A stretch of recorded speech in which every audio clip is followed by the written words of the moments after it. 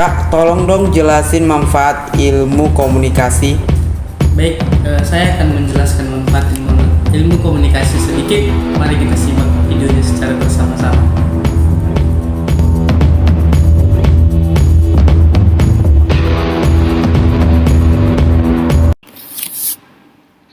Oke, shalom bagi kita semua.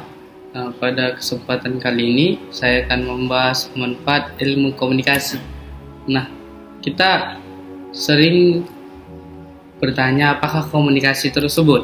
Nah, kita akan membahas sedikit apakah komunikasi tersebut. Saya sudah menyiapkan bahan-bahan, boleh kita simak secara bersama-sama. Nah, komunikasi di dalam kehidupan manusia, kita tahu bahwa manusia itu merupakan makhluk sosial yang sangat membutuhkan orang lain dalam kehidupannya. Dan juga dalam kehidupan sehari-hari manusia akan melakukan interaksi dengan orang lain, baik dalam keluarga, teman, tetangga, hingga rekan-rekan kerja juga harus mengalami interaksi. Nah, di dalam interaksi tersebut maka akan timbul yang namanya komunikasi.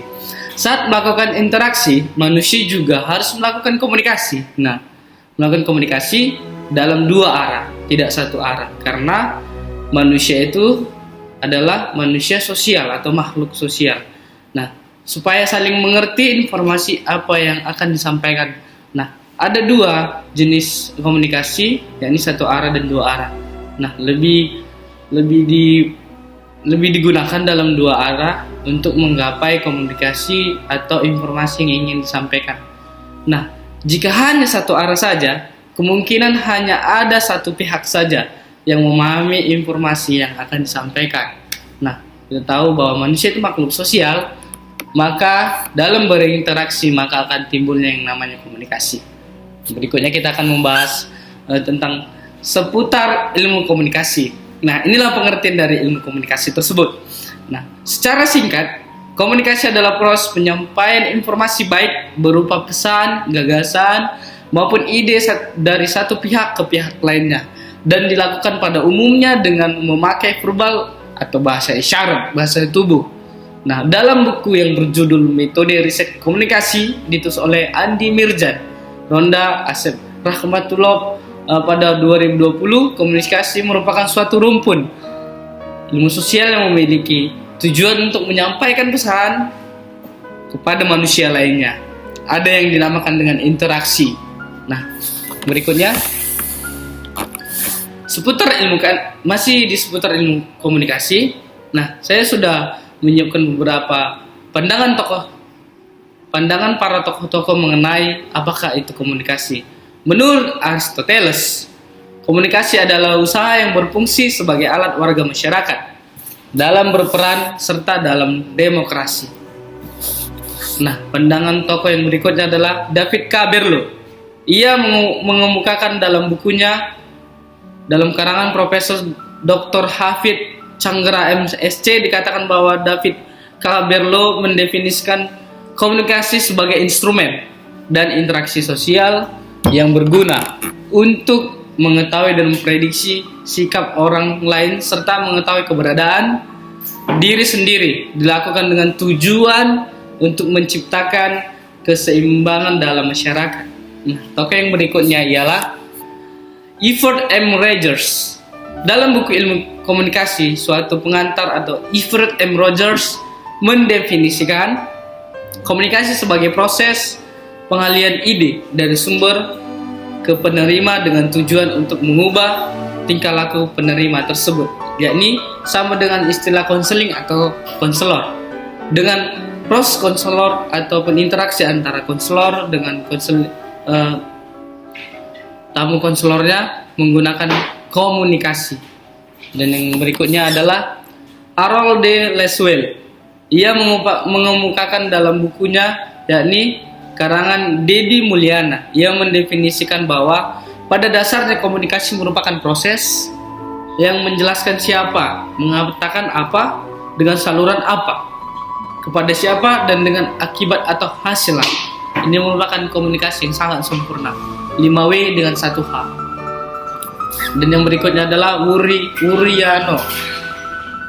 Dalam buku Superman atau Successful Life, Uriah Nano memberikan pengertian komunikasi sebagai keterlibatan keseluruhan pribadi, cara berbicara, sikap atau etika, dan tingkah laku dalam segala sesuatu yang terpancar dari pribadi seseorang. Nah, yang berikutnya adalah William J. Seller. Nah, menurut William J. Seller ini, komunikasi merupakan proses di mana simbol verbal dan non-verbal dikirimkan, diterima, dan diberi arti. Nah, yang berikutnya adalah Stewart and Tubbs dan Sylvia Mouse. Ini merupakan pencipta dari buku Communication, Human Communication, atau Principle and Context oleh Stewart Tubbs. Di dalamnya ia mengatakan atau mengemukakan bahwa komunikasi merupakan suatu proses makna yang terjadi di antara dua atau lebih dari dua orang.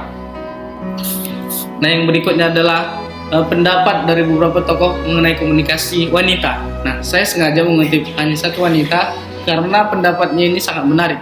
Shannon and Weaver mendefinisikan bahwa komunikasi sebagai bentuk interaksi manusia, di mana secara sengaja maupun tidak sengaja terjadi upaya saling mempengaruhi antara satu dengan yang lainnya.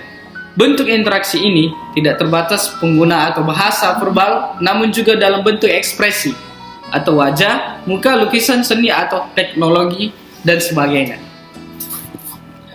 Nah, kita tahu manfaat ilmu komunikasi juga merupakan yang sangat dibutuhkan orang lain dalam kehidupannya. Karena kita ketahui sekali lagi bahwa manusia adalah makhluk sosial. Dalam kehidupan sehari-hari, manusia pasti mengalami atau melakukan yang namanya interaksi dengan orang lain, baik keluarga, teman, tetangga, hingga rekan kerja lainnya. Jika komunikasi dilakukan hanya satu arah saja, maka ada dua, satu, atau lebih dari pihak yang tidak mengerti tentang komunikasi tersebut. Manfaat atau fungsi ilmu komunikasi. Manfaat yang pertama adalah sebagai informasi, di mana komunikasi merupakan penyajian sebuah informasi yang dibutuhkan oleh setiap individu atau kelompok dalam mengambil sebuah keputusan, serta meneruskan data yang menilai beberapa pilihan sebelum akhirnya diputuskan. Yang kedua ialah sebagai kendali. Komunikasi juga berperan penting untuk mengontrol perilaku seseorang, baik secara perorangan ataupun berkelompok, melalui beberapa cara dan wajib untuk dipatuhi. Dan manfaat yang ketiga adalah sebagai motivasi. Komunikasi juga dapat menjadi motivasi melalui penjelasan yang dilakukan oleh para motivator. Yang semakin pandai seseorang mengkomunikasikan suatu hal positif, tentu akan sebaik jiwa motivatornya. Maka dari itu, komunikasi juga dipakai dalam bidang konseling ataupun dipakai oleh konselor.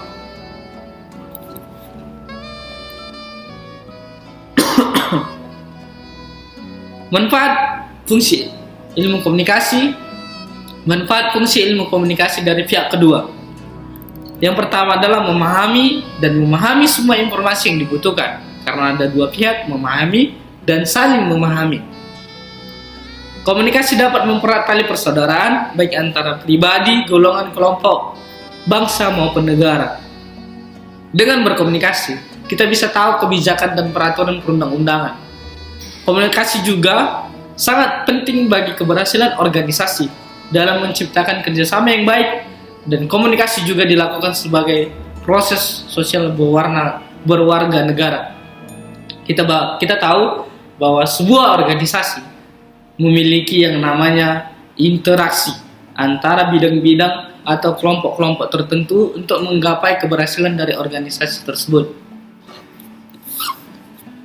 Nah, selanjutnya kita membahas tentang trik untuk meningkatkan keterampilan komunikasi kita. Nah, yang pertama adalah trik memperhatikan artikulasi.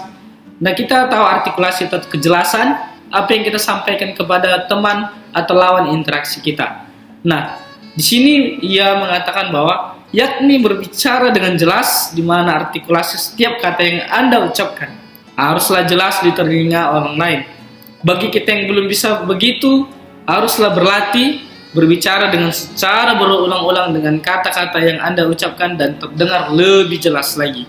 Dan yang kedua, lakukan kontak mata. Dalam berkomunikasi, sebaiknya selalu menjaga kontak mata secara wajar dan tidak berlebihan kepada lawan interaksi kita atau komunikasi kita dan sambil tersenyum. 3. Menyelaraskan. Komunikasi yang cerdas adalah menempatkan diri di suatu kondisi atau lingkungan atau orang-orang yang di sekitar menjadi lawan berbicara, dan tidak bisa selalu menyamakan gaya kepada lawan berbicara kita untuk bisa selalu menyamakan gaya kepada lawan berbicara kita, supaya kita dapat menyelaraskan dan membantu kita menyampaikan keinginan dan lawan berbicara mudah mengerti apa yang sedang kita sampaikan kepada lawan berbicara kita tersebut. Nah, yang keempat, menambahkan bahasa tubuh. Bahasa tubuh dalam melakukan interaksi sangat diperlukan. Hal ini penting karena menjalin hubungan baik dengan orang lain, dan dalam proses inilah kita menggunakan gaya tubuh yang harus kita tunjukkan dalam berkomunikasi. Karena dalam menggunakan bahasa tubuh ini, kita mencapai tujuan kita lebih tinggi kepada setiap orang. Karena setiap orang tidak memiliki pendengaran yang jelas, namun bisa dapat melihat dengan mata. Maka dari itu diperlukan bahasa tubuh. Nah, sampailah kita kepada kesimpulannya. Kesimpulan dari manfaat dari ilmu komunikasi ini ialah komunikasi yang kita ketahui bahwa begitu penting dalam kehidupan manusia, dalam kehidupan sehari-hari, dan dalam kemajuan suatu organisasi. Maka seseorang akan lebih mudah menyampaikan informasi, keinginan, dan pesan kepada orang lain sesuai dengan pengertian komunikasi itu sendiri, bahwa komunikasi tidak hanya dilakukan secara per orang, namun tetapi juga secara perorangan, dan tidak secara persorangan, tetapi juga secara berkelompok. Demikian manfaat dari ilmu komunikasi tersebut. Semoga bermanfaat bagi kita semua. Shalom.